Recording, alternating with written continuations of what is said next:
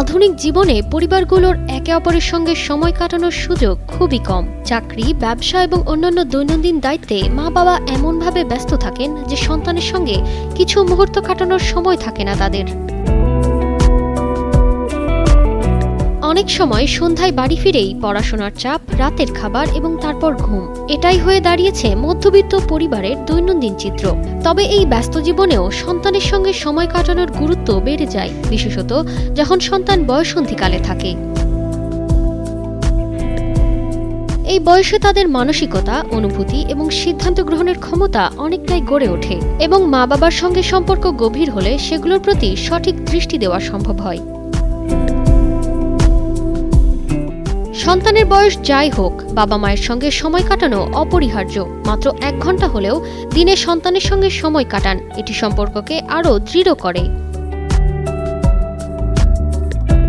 এর পাশাপাশি পরিবারের সদস্যদের সঙ্গে বাইরে গিয়ে কিছু সময় কাটানো, যেমন ডিনার বা উইকেন্ডে ছোট ট্রিপের মাধ্যমে সম্পর্ক আরও মজবুত হতে পারে।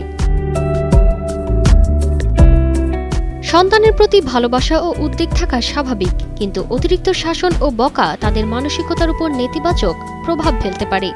সন্তানেরা ভুল করলে সোজা শাসন করা বা বকাবকি না করে প্রথমে তার কথা শুনুন, এরপর তাকে সঠিকভাবে বোঝানোর চেষ্টা করুন।